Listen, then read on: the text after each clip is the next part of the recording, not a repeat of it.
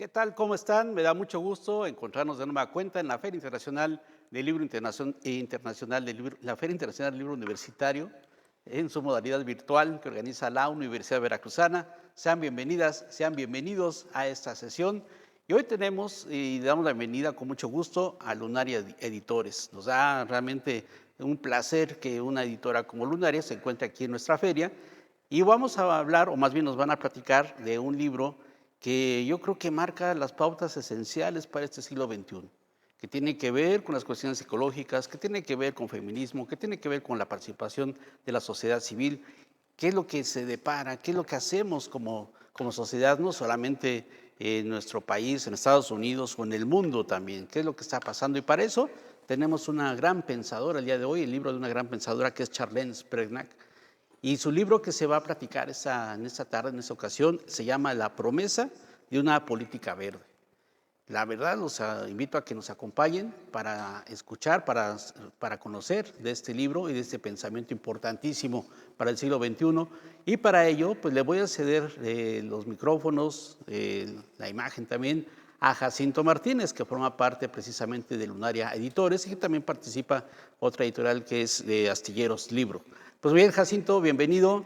Te dejo con esta presentación. Adelante. Muchísimas gracias, Germán. Buena tarde.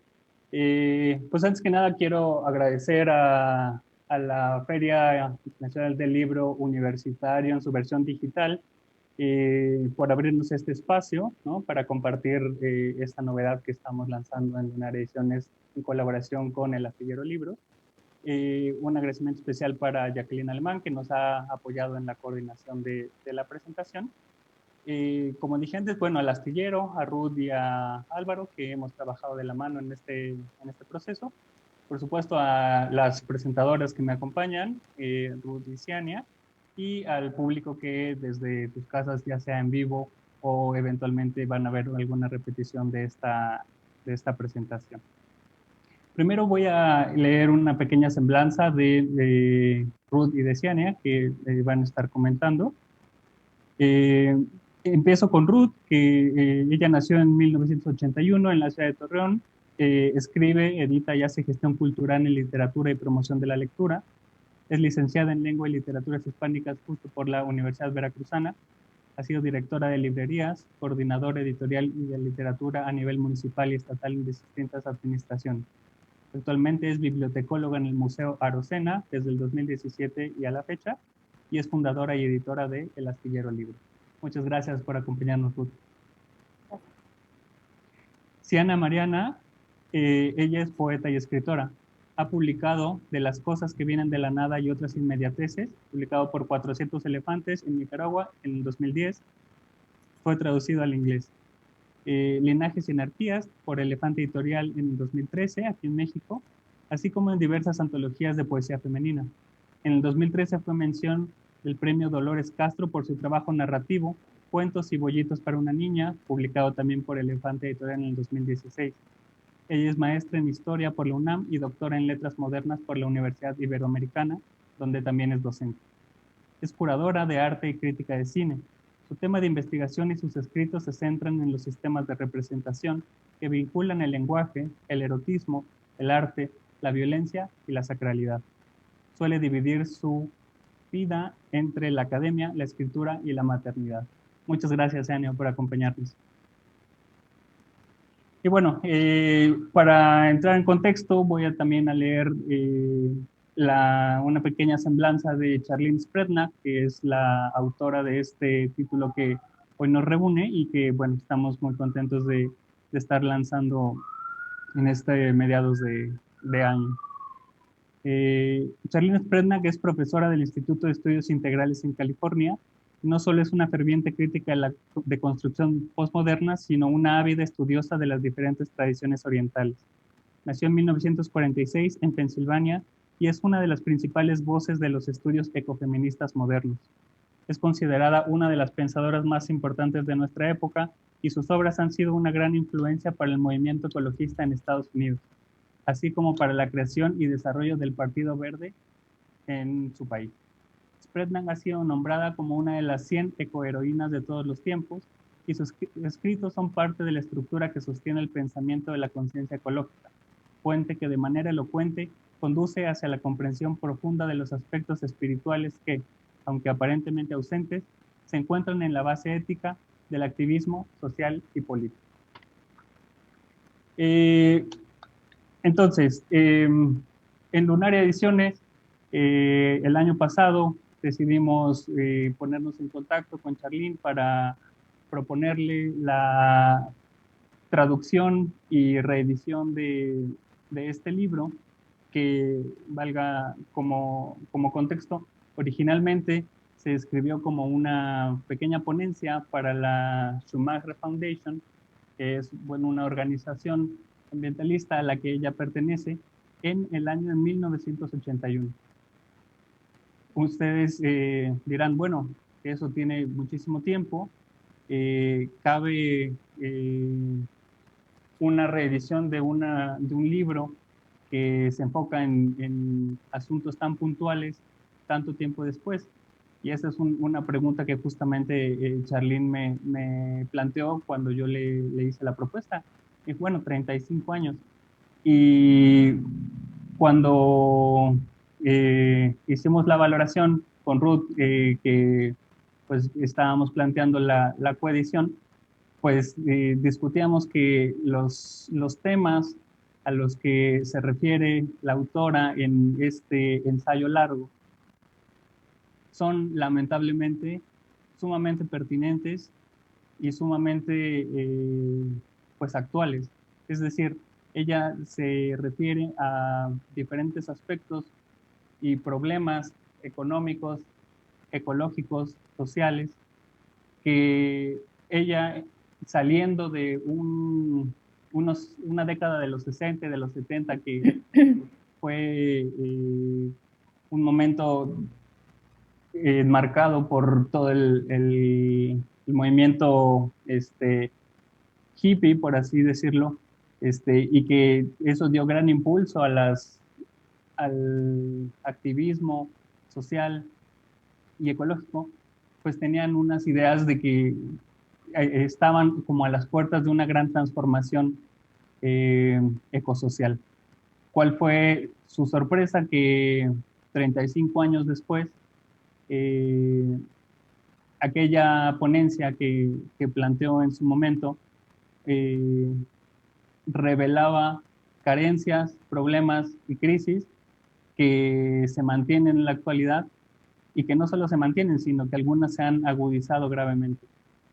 Entonces, pues ante este contexto, ella fue muy amable al no solo aprobar la nueva edición, sino participar con un nuevo comentario que amplía el argumento en su momento planteado y que desarrolla un poco más el contexto aterrizado tal vez a la dinámica ecosocial y política de los Estados Unidos, pero que necesariamente tiene un reflejo y manifestaciones a nivel global, no se diga aquí en nuestro México. Entonces, pues bueno, estamos nosotros en este 2021 recuperando una voz de Charlene, que si bien en su momento, en ese contexto, ella estaba muy activa políticamente,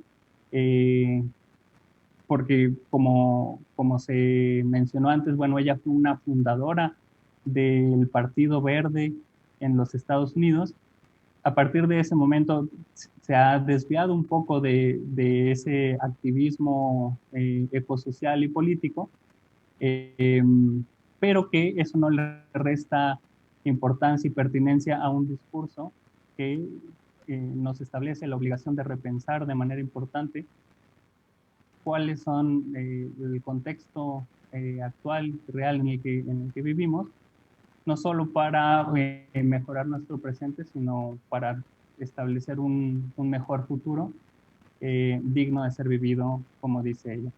Entonces, antes de darle la palabra a Ruth, solo me gustaría leer el epígrafe de este libro, que Charlene fue muy enfática en pedir que se incluyera, puesto que en el proceso de edición, bueno, vale mencionar que la versión original en inglés de esta publicación que se hizo por la editorial Beer and Company en 1984 se llamaba The Spiritual Dimension of Green Politics, es decir, la dimensión espiritual de la política verde. Nosotros le dimos un poco de vueltas a ese título y le propusimos una nueva versión que nos parecía un poco más elocuente y de alguna forma habíamos propuesto la promesa de una política verde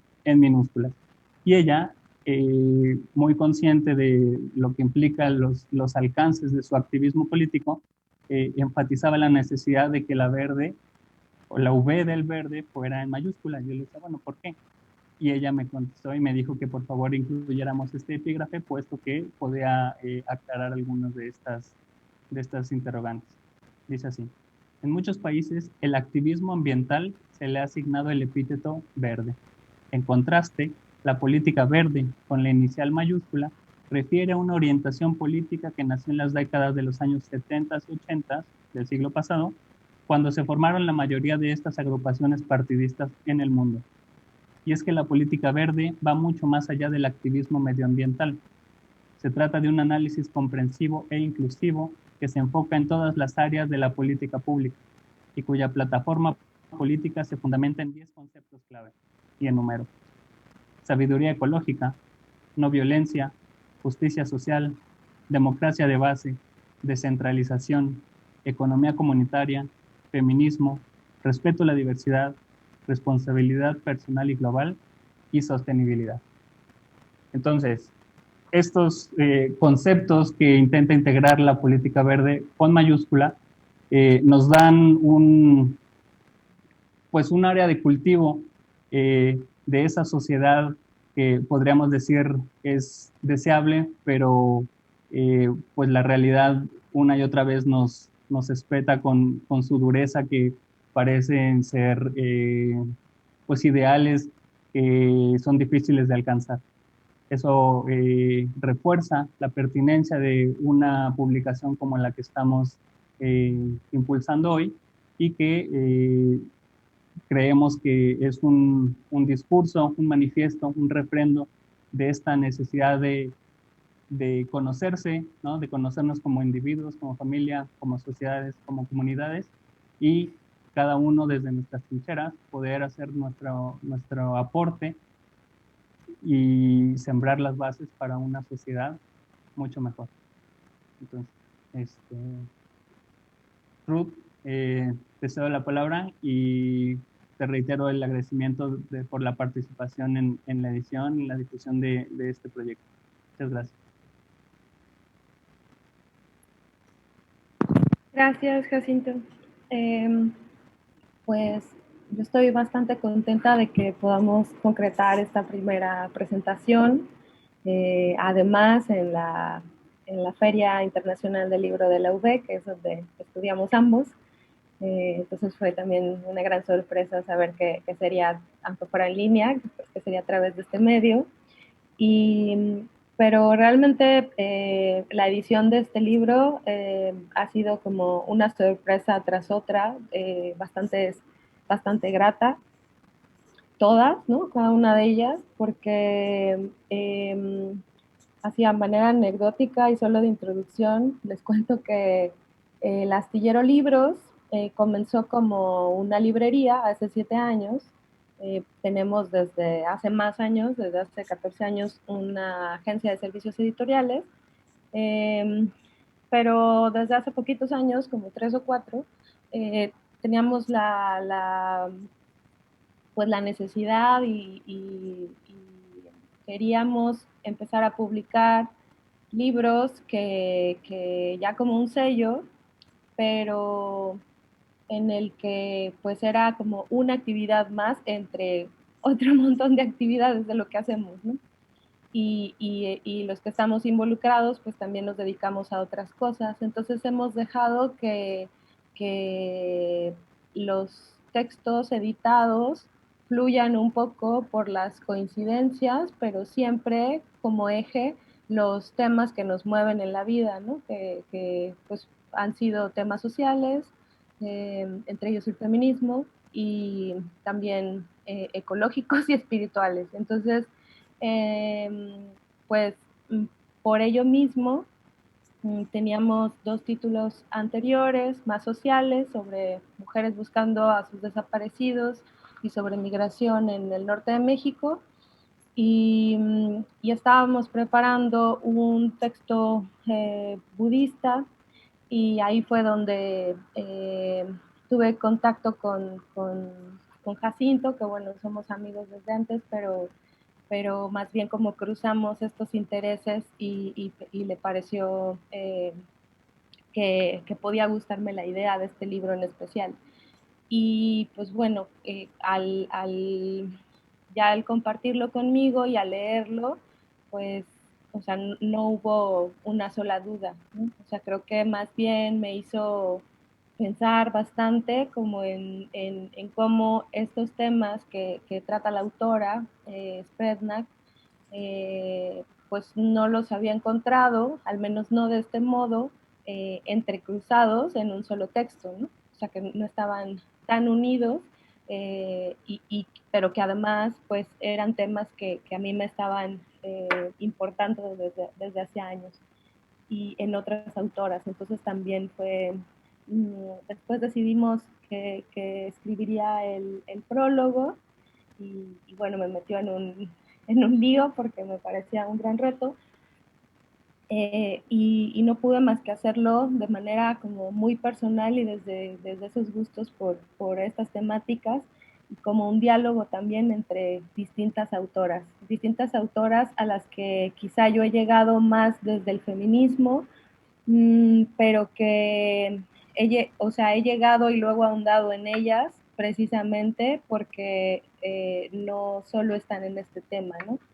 Entonces, algo que comparto en el prólogo y que voy a contarles para dejar otros temas para platicar con Ciania, es que en bueno, su lectura y pensar en escribir un prólogo me llevó a pensar más bien cómo yo había estado dialogando con otras autoras desde sus lecturas, por supuesto, y entonces, y además como algunas habían sido indispensables como en una serie de pensamientos, ¿no? Que yo sentía que iban tomando mayor forma en mis creencias, ¿no? Como en mis motivaciones también. Y, y bueno, una de ellas era Bell Hooks, desde su libro El feminismo es para todo el mundo, y porque uno de los capítulos que más llamó mi atención cuando leía Hooks fue precisamente el de feminismo y espiritualidad, ¿no? A mí me llamó bastante la atención porque en ese tiempo, hace unos años, como que hablar de espiritualidad para mí con amigas feministas no siempre era aceptado, que es algo de lo que habla Sprednak. Y, y entonces pues estuve leyéndolo, estuve también compartiéndolo en círculos de lectura con otras mujeres y se quedó ahí, ¿no? El tema, digamos, desarrollándose o al menos desarrollándose en forma de preguntas, de muchas preguntas. Y bueno, uno de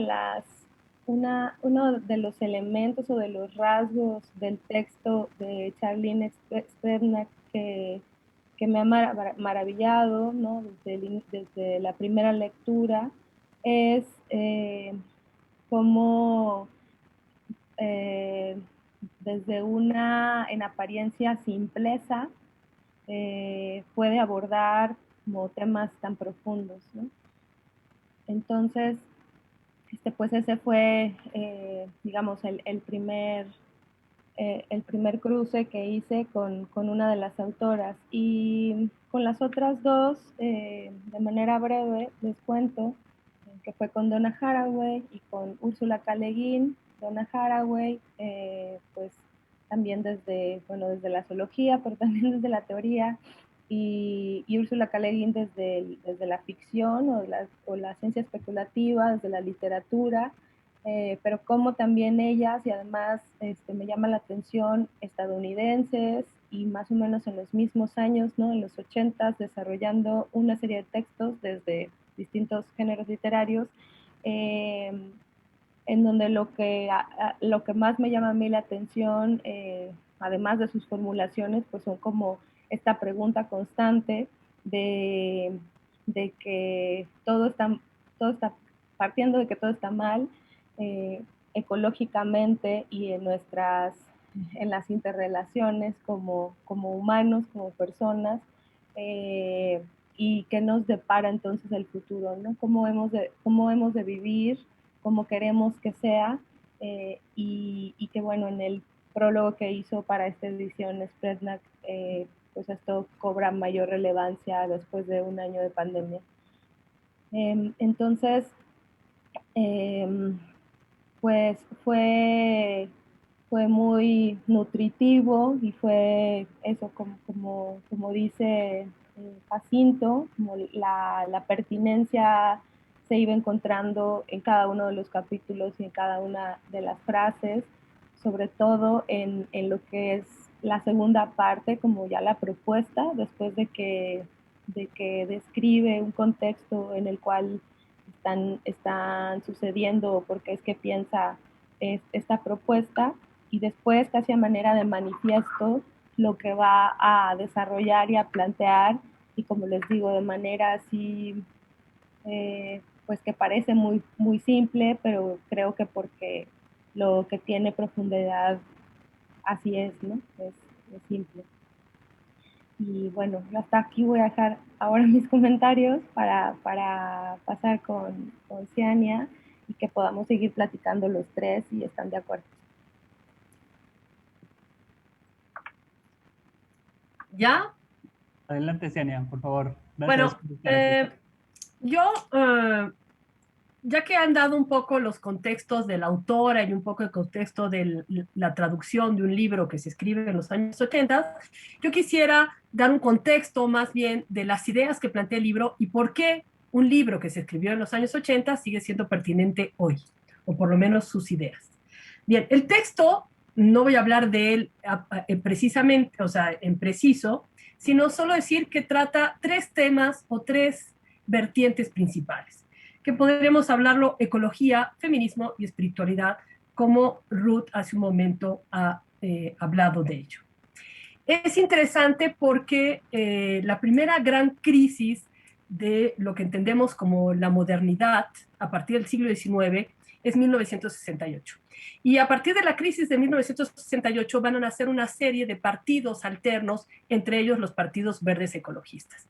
Van a ser muy, muy poderosos en Europa, sobre todo en Alemania, y a partir de ahí es que, a partir de la mirada hacia el Partido Verde ecologista alemán, la autora va a proponer después un partido en Estados Unidos.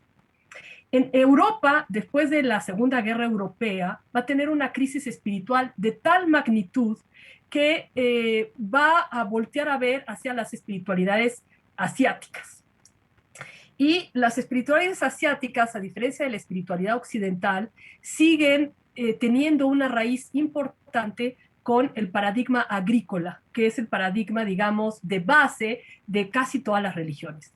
Cabría recordar que las religiones monoteístas van a ser religiones urbanas, a diferencia de este paradigma agrícola en su origen, que era el que estaba en la zona que conocemos como el cuerno fértil, que es Egipto, Mesopotamia y Anatolia. Y entonces, esta paradigma agrícola es el que va a producir, digamos, en las sociedades asiáticas que haya un contacto con la diosa madre en diferentes vertientes, por ejemplo, en la India como la diosa Kali, o en el taoísmo como el yin y el yang, y en Occidente haya desaparecido justamente porque se eliminó esa raíz agrícola con los monoteísmos. Entonces, en los años 70 hay una crisis del modelo monoteísta, que es monolítico, justamente porque produjo los campos de concentración. Entonces, ¿cómo era posible que nuestra racionalidad hubiera asesinado a otros igual que nosotros? ¿No? Porque había campos de concentración en África, en Asia incluso, pero bueno, había una otredad, es decir, eran inferiores en el pensamiento europeo colonial. Y entonces, para los años 70, haberse matado entre ellos produjo una crisis espiritual de una envergadura enorme que derivó en muchas cosas y entre ellas en los partidos ecologistas. Todos los partidos ecologistas están de acuerdo, digamos, que hay un vacío espiritual con la modernidad, pero en Europa no podían afiliarse a algo religioso porque los fascismos, una de sus vertientes había sido justamente la religión. Franco viajaba, ¿no?, con la Biblia, Mussolini hablaba de la familia y el nacionalsocialismo va a remitirse a la variante cristiana, pero también indoaria. Entonces, Charlotte Spretnak propone que los Estados Unidos, sin esa carga política importante, se pueda tener un partido verde o un partido ecologista que hable de espiritualidad y de feminismo. Recordemos también que otra de las consecuencias del 68 va a ser justamente el feminismo, o el nacimiento del feminismo, y el nacimiento también de todos los movimientos de alteridades, ¿no? Black Panther, etcétera, etcétera.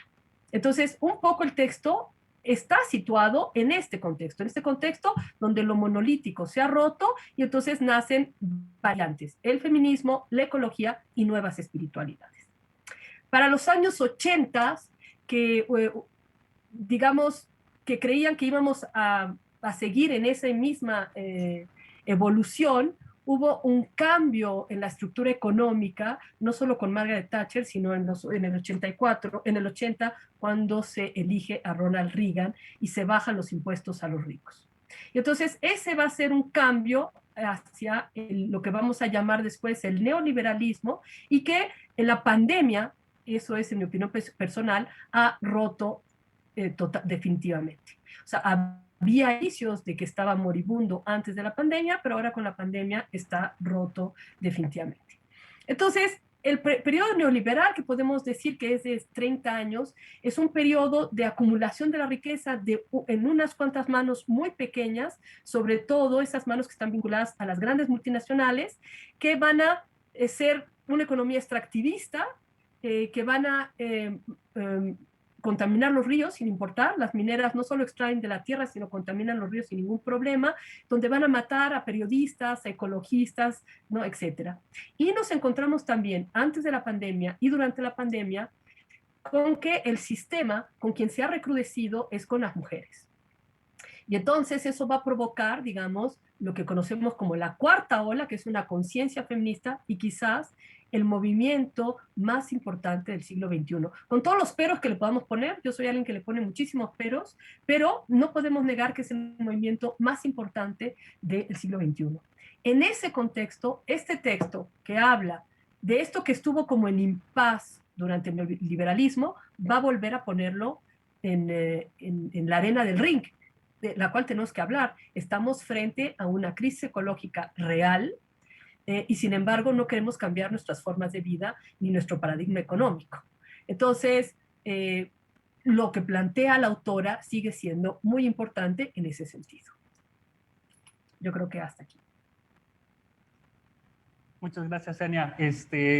Ciertamente haces un resumen muy preciso de los temas que atraviesan el argumento que enarbola Charlene y que de alguna forma intentan también resumirse en el subtítulo que tiene el libro, y que dice que la política verde intenta ir más allá de la modernidad, del humanismo, el neoliberalismo y el patriarcado. Uno de estos ejes que planteabas tú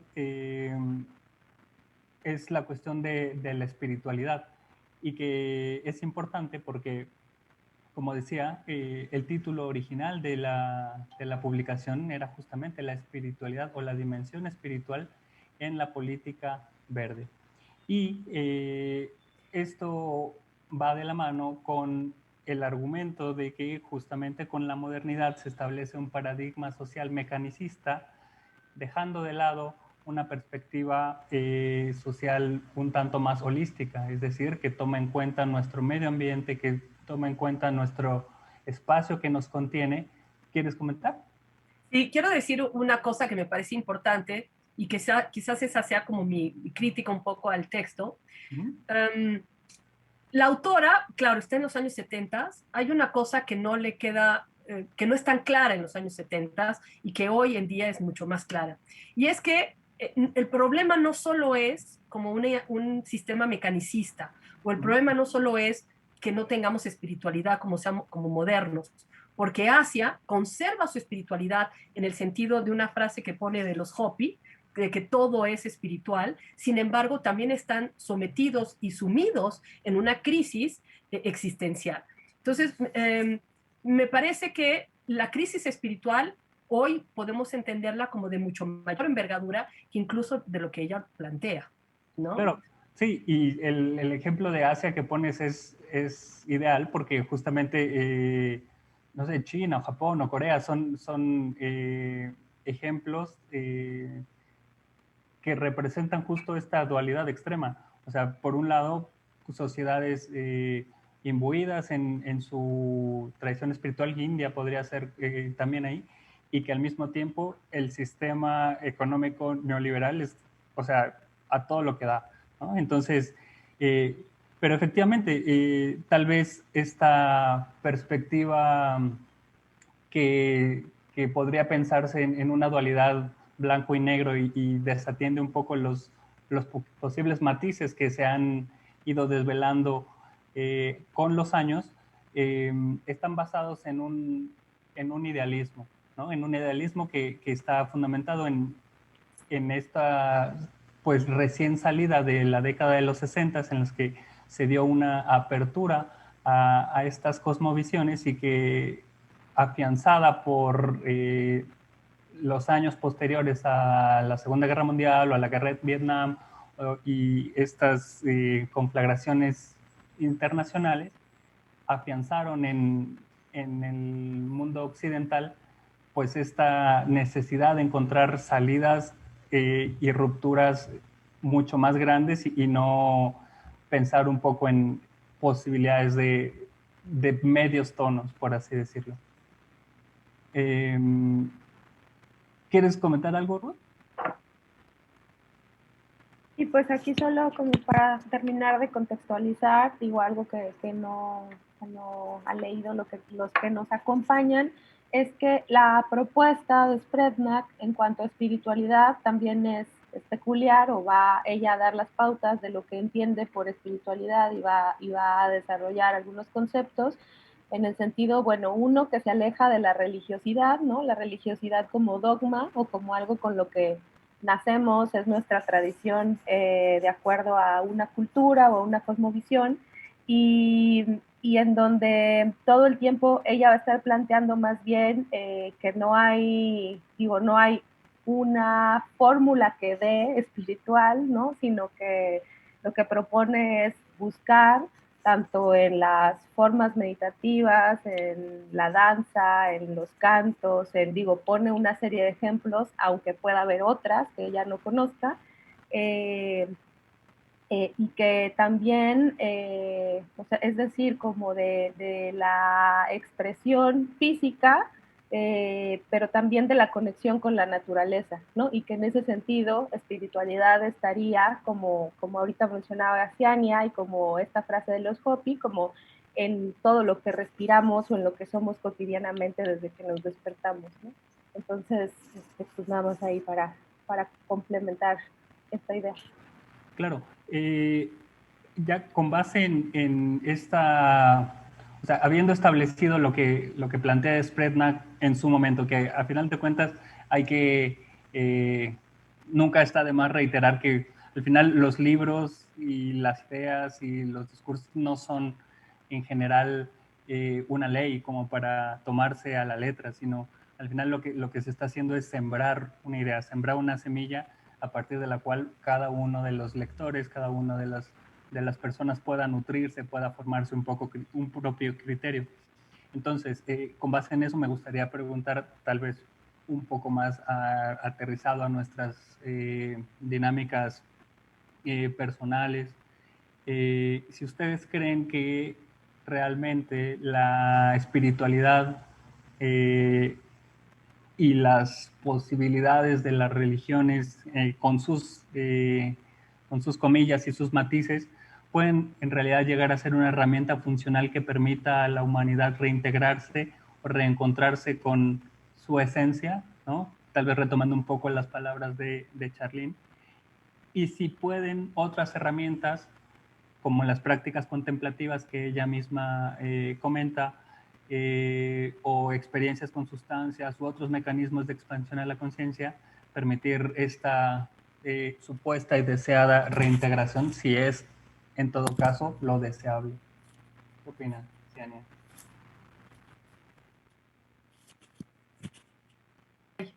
Yo tengo una mirada quizás muy pesimista o muy realista, no sé, me ha hecho daño la historia, pero lo que entendemos por religión o por espiritualidad está vinculado a, digamos, los imaginarios de una sociedad dada. Claro. Si yo creo que vengo del cosmos, voy a creer que hacia donde voy es hacia el cosmos, ¿no? O si yo creo que vengo de un país nacionalista, entonces hacia donde voy es a defender el nacionalismo. O sea, la religión es algo que religa a partir de un tótem, y el tótem generalmente es una idea, ¿no? Entonces, el tótem agrícola supone que la naturaleza es paralela al cosmos, que es en el que estamos incluso el día de hoy, en el que están casi todas las sociedades, pero la característica de la sociedad occidental es que decantó ese tótem en un tótem monolítico de un solo Dios. O sea, la diversidad de dioses se convirtió en un solo Dios, entonces la espiritualidad era un solo Dios. Ese es como un elemento. Ahora, existen solo dos tipos de arquetipos hasta ahora de lo que es la espiritualidad del Homo sapiens. Uno que es el arquetipo del hombre nómada, que es el chamán, y el budismo proviene un poco de ese arquetipo. Entonces, cuando hablamos de conciencia a través de psicotrópicos o de una nueva conciencia, es el arquetipo del chamán. Y el otro, el arquetipo del sacerdote, que está vinculado a estos tótems y a un ordenamiento religioso, o lo que decía Gramsci, que era el monopolio simbólico. Entonces, cuando ella habla, Charlene Spretnak, de otro tipo de espiritualidad, para mí como lectora o como alguien especializado en estos sistemas de representación, entre ellos los religiosos o los espirituales, no dejo de pensar que lo que está proponiendo es el arquetipo del chamán. Y que toda la gente, y que además era común en los años 70, consumamos drogas para abrir la conciencia, porque eso es una nueva espiritualidad.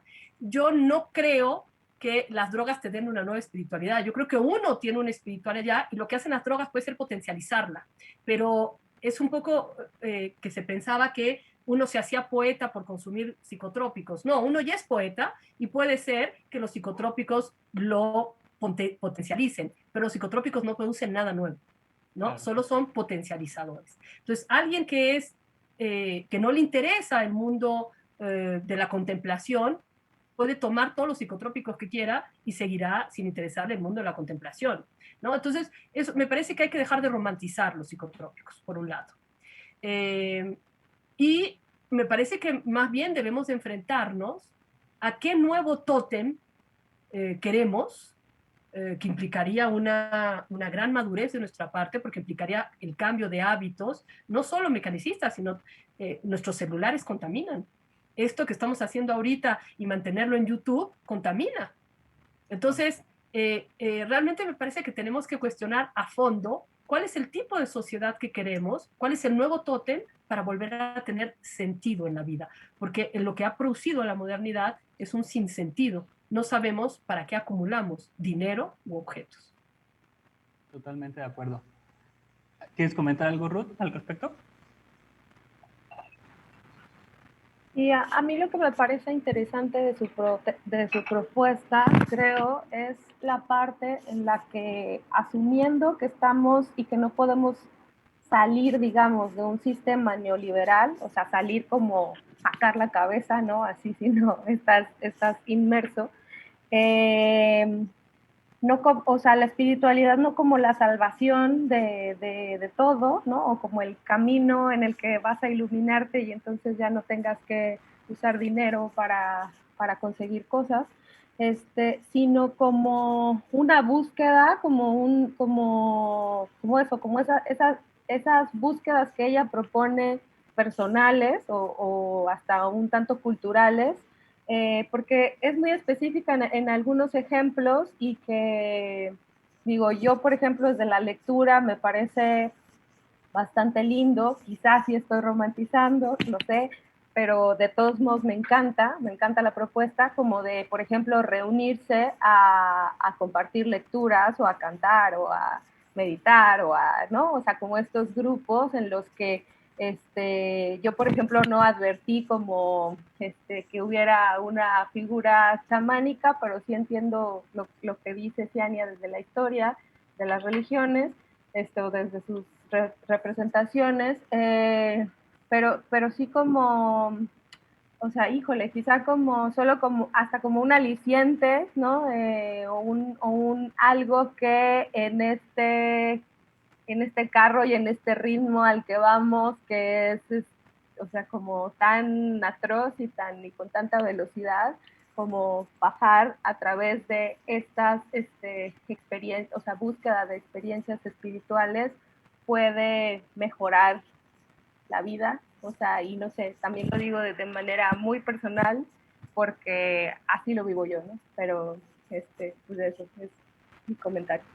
Claro, algo que establece Charlene es que bueno, establece una diferencia histórica y que la historia arcaica de la humanidad, las comunidades eran adoradoras de la diosa madre, ¿no? Una entidad que nos contiene y que por supuesto es parte de la esencia natural y que con ella establece específicamente las invasiones indoeuropeas a Europa, se establecieron nuevas formas de adoración a los dioses que necesariamente se convirtieron en hombres, ¿no? Y que establecieron las religiones monoteístas y que es fundamentalmente el origen de las sociedades patriarcales. Y como parte de este deseo, no sé qué tan idealista y romántico, porque yo no creo que sea así, pero quisiera saber su opinión de este contexto y lo enarbulo en estas breves preguntas. En el marco de la historia moderna, ¿cómo ha afectado el patriarcado no solo a las mujeres, sino el desarrollo en plenitud de los individuos y las sociedades? ¿Cuál deberá ser el rol de las mujeres en el rediseño de un nuevo paradigma social? ¿Y cómo la revaloración de lo femenino puede o no ser benéfico para el desarrollo de unas sociedades más responsables social y ecológicamente? ¿Qué opinas, Yania? Bueno, es un tema enorme que podríamos Gigante. hacer tesis doctorales al respecto. Total. Para tratar de ser breves, yo creo, por un lado, que la diosa madre que pertenece al paradigma agrícola está romantizada.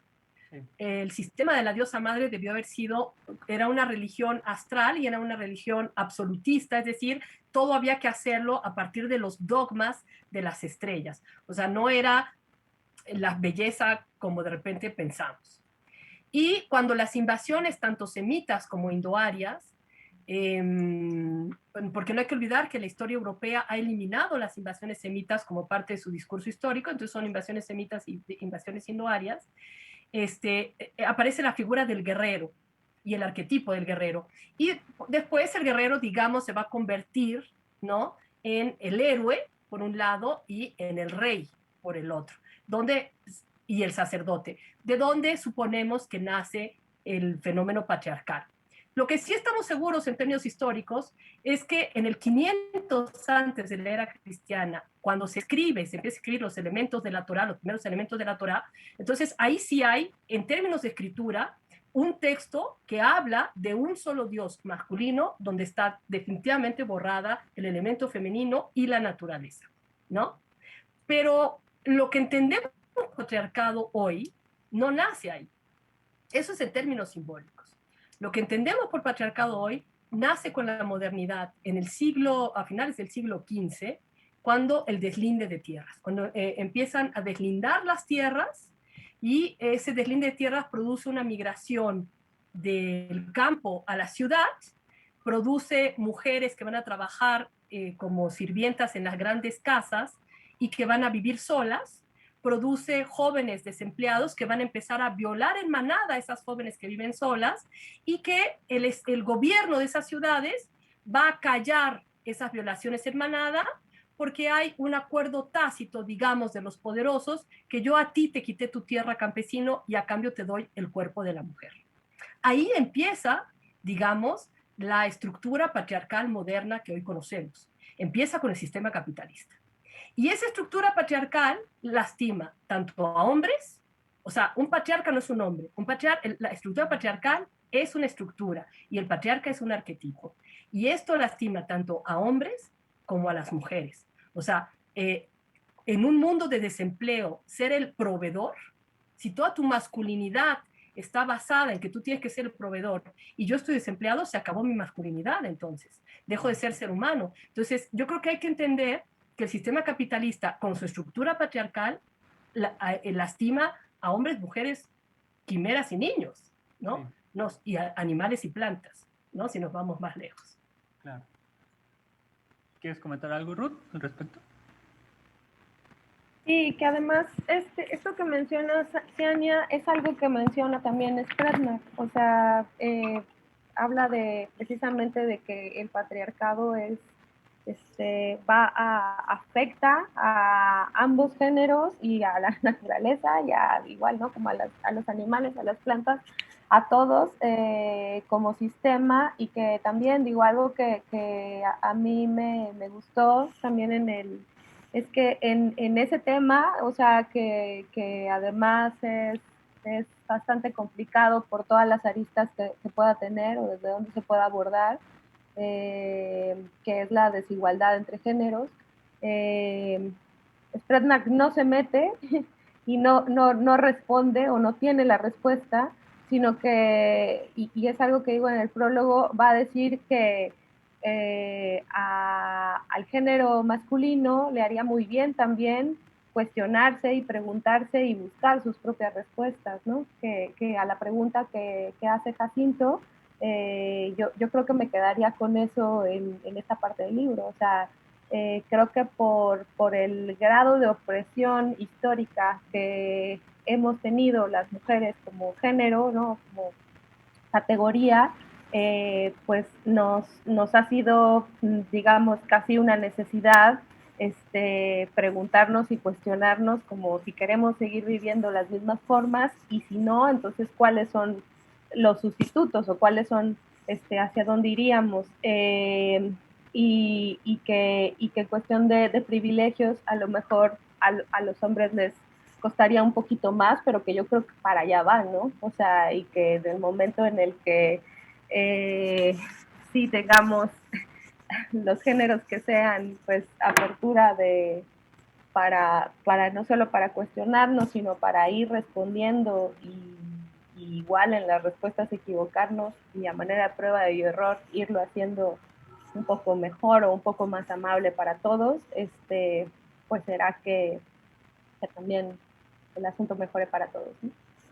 Claro, esa es la expectativa de poner en el espacio público y en la discusión temas como estos que se puedan ir cuestionando la gente en su espacio doméstico, cuáles son sus roles, sus alcances, su posibilidad de incidencia en el espacio público y en las dinámicas propias, de modo que pues, se logren los cambios deseados. Germán, Quisiera saber si hay alguna pregunta o si terminamos con algo por acá. Así es, Jacinto. Tengo un saludo para ti de manera muy particular de parte de Alberto Berber, que dice: saludos al querido Jacinto, un editor inteligente y preciso a quien tengo el gusto de conocer. Y pues vamos cerrando, Jacinto. Adelante. Gracias. Pues bueno, me gustaría cerrar con tal vez el tema que de alguna manera atraviesa la totalidad del argumento y que puede ser de alguna manera el más polémico, y es el que toca los lindes de las políticas públicas y el activismo. Si tomamos en consideración la historia, pasado y presente de los partidos verdes ecologistas en el mundo y en México, que en México pues tenemos aquí un ejemplo destacable, creo, a lo malo, ¿puede esperarse que la solución al problema medioambiental venga de las dirigencias políticas o deberá emerger de una toma de conciencia individual, familiar, comunitaria y que necesariamente se convierta en un activismo no institucionalizado? Y si hay un futuro para la política verde con mayúscula, o es una abstracción que siempre estará compuesta por un crisol de iniciativas desfragmentadas, como de alguna forma lo revela el epígrafe que leímos en un inicio. ¿Qué opinas, Yania? Bueno, yo pienso que la idea de que un partido político con un líder tiene que solucionarnos las cosas es una idea muy moderna y que tiene que ver con el arquetipo de el guerrero, el caudillo, el salvador, el príncipe azul, en términos sociales, ya no que venga a salvar a la princesa, sino que venga a salvar a la sociedad, ¿no? Este mismo guerrero que antes sitiaba las ciudades ahora tiene que venir a salvarlas. Entonces me parece que los partidos políticos no nos van a salvar en ningún momento y ningún caudillo nos va a salvar. Lo único que nos podría salvar es otra conciencia y otros hábitos. Yo creo que es muy importante recordar que la característica del Homo sapiens, a diferencia del hombre neandertal, es que cambia el hábito, o sea, puede vivir en diferentes hábitats porque es capaz de cambiar sus hábitos. Entonces, me parece que la solución es, como sociedad, cambiar nuestros hábitos para generar nuevos hábitats. Y esos hábitats tienen que reconocer, uno, que no somos el centro de la creación, como nos lo dijeron las religiones monoteístas, que tampoco tenemos que domesticar a la naturaleza, como nos los dijo el paradigma agrícola, que tampoco tenemos que somos muy frágiles, como nos lo recuerda el paradigma del fuego, o sea, el primer tótem que tuvimos, ¿sí? Y entonces que quizás con la nueva tecnología, que eso no creo que sea descabellado en ciencia ficción, es muy posible que nos encontremos con vida en otros planetas. Así que me parece que es hora de cambiar muchas miradas y muchos hábitos y hábitats, ¿no? Claro. ¿Qué opinas, Ruth, al respecto? Sí, bueno, en la primera parte sobre la política igual que viene desde algo además a un vertical, Sí, totalmente. sí, realmente no lo creo y bueno, además me da hasta mucha vergüenza hablar de los partidos verdes en México, ¿no? O sea, más allá del título, de que es verde y de que tiene un tucán, si no me equivoco, o sea, no tienen absolutamente nada verde, perdón. Y entonces han sido más como, además como una mala broma, ¿no? Y bueno, y nada más ahí podríamos ahondar en lo absurdo de esto. Sí, yo creo que debe venir y en eso coincido totalmente con Ciania, de, de nosotros y además no solo de manera individual, creo que de manera individual también va a ser como unos cambios de hábito individuales que a lo mejor vayan compartiéndose con otros. Yo creo que no, yo creo que sí se necesita pues como sociedad civil, ¿no? Y como humanos. Las formas no lo sé y de todos modos es digo, algo que me gusta de este libro y que lo decía antes es que no se queda en la queja, ¿no? O en contextualizar y decir cuáles son los problemas, sino en un pequeño manifiesto, al menos ella, desde hasta donde alcanza a ver en ese momento en el que lo escribe, hace una propuesta y además las propuestas son abiertas, ¿no? En el sentido de que da sugerencias para que a partir de ahí pues se siga la búsqueda y que pues no estaría de más también ya charlando más sobre el libro, pues entrarle como precisamente al manifiesto y a comentarlo, ¿no? Claro, y es que tienes razón. Esta cuestión de lo verde en los partidos se ha convertido en una etiqueta efectista, ¿no? Que les permite de alguna forma ganarse la confianza de cierto perfil de la población y que de alguna manera se agencian algunos votos y siguen sangrando al presupuesto, eh, pero que no ha habido una real acción e incidencia en ninguna de las pues, plataformas que plantean, ¿no? Ya para terminar, a partir de lo que plantea Charlene en el texto, se me ocurrió la pregunta si es la doctrina neoliberal necesariamente una condena para el medio ambiente, ya que, pues bueno, Charlene venía desde todo este impulso, ¿no? Activista, que de alguna forma en su momento, en los 80s, creyeron que la institucionalización de toda esa fuerza estaba, ¿no? La solución para impulsar su plataforma, pero que ella misma dice en algún momento que hubo un momento en que tanto derecha como izquierda, republicanos como demócratas, pues no solo adoptaron, sino impulsaron la doctrina neoliberal. Entonces, terminó por no teniendo como aliados hacia dónde hacerse, y con el tiempo, pues al parecer los partidos verdes no han hecho más que debilitarse. Entonces, ¿creen ustedes que es eso, una condena para el medio ambiente, este doctrina y plataforma neoliberal? ¿Ciania? Bueno, me parece que el problema es el sistema capitalista que nace en el siglo XV. El sistema neoliberal solo es, digamos, para mí, el último coletazo.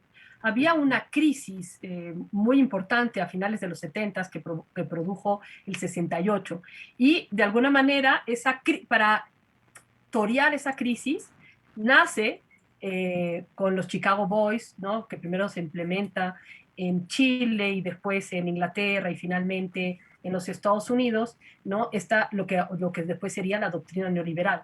Pero la doctrina neoliberal no es el infierno, es solo el último coletazo de un sistema extractivista, de un sistema que te quita la tierra, que acumula la riqueza, que proviene desde el siglo XV y que yo le llamo un sistema encomendero, que todo un pueblo tiene que trabajar para que una persona viva. Sí, totalmente de acuerdo. Y como tú misma mencionabas al principio, esta pandemia no ha venido a hacer más que poner en evidencia la fragilidad de los estados, ¿no? O sea, incapaces de reaccionar ante problemas tan grandes como en el que nos estamos encontrando. No se diga, bueno, la pandemia, pero también sobre explotación de suelos, lo que representa el fracking, el problema gigantesco de los microplásticos o el escenario de los combustibles fósiles. O sea, parecen problemas que están enmarcados nada más en la cuestión del medio ambiente, pero que tiene tentáculos profundos en las dinámicas económicas y por consiguiente sociales, que pues son situaciones en las que estamos inmersos no solo como estados-nación, sino desde nuestros más pequeños espacios de incidencia en nuestras individualidades y como familia y como los espacios comunitarios que formamos, pues los espacios a partir de los cuales realmente podemos empezar a generar los cambios, ¿no, Ruth?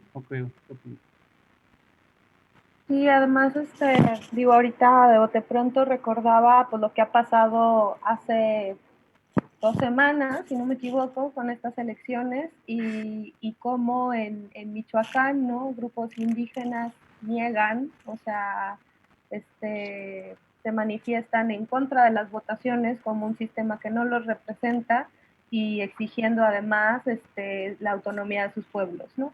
Entonces, en donde sí, yo también suelo ser pesimista, ¿no? Como leo estos textos y digo, qué bonito sería así, pero cuando también hay ejemplos reales, ¿no?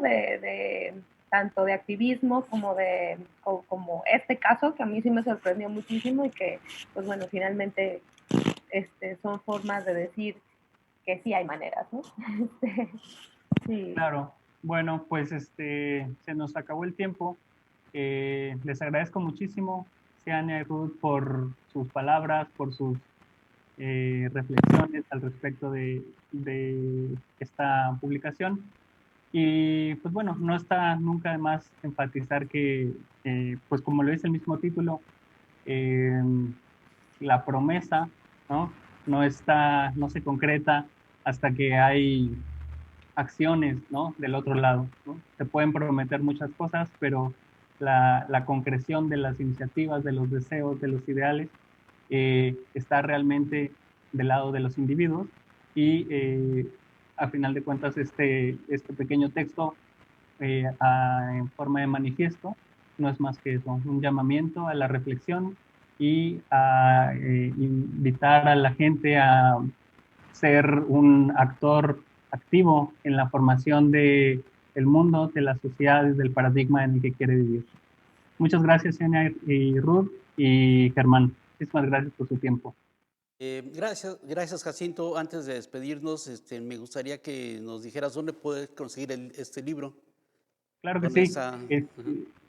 Por supuesto, pues bueno, Lunar Ediciones está en una serie de librerías selectas a lo largo y ancho del país. No estamos en las grandes librerías y cadenas, sino hay algunas librerías en diferentes capitales del país y que pues bueno, pueden consultar en nuestro sitio web. Voy a ponerlo aquí en los comentarios abajo. Y por supuesto el astillero también tiene ejemplares y los distribuyen a todo el país. Entonces ahí pueden escribirnos y adquirir algún ejemplar tanto de este título como de otros de la colección. Y bueno, Ciania también es autora de Lunaria con un poemario muy lindo que se llama Tránsito, que también ahí los invitamos a echarle un ojo. Pues muy bien, muchas gracias. Realmente un placer, un gusto escuchar todos estos planteamientos que surgen a partir de este libro que se llama La promesa de una política verde, de la pensadora Charlene Spritnak.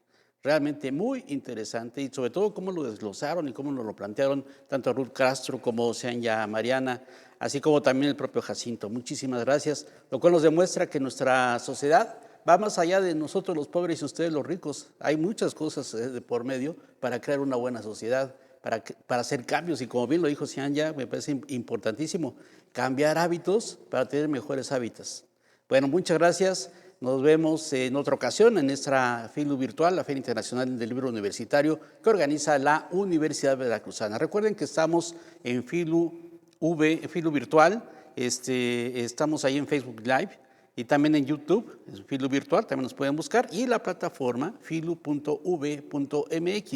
Ahí estamos en esta ceremonia y en este festejo de los libros a través de la virtualidad. Muchas gracias, hasta luego, nos vemos en otra ocasión.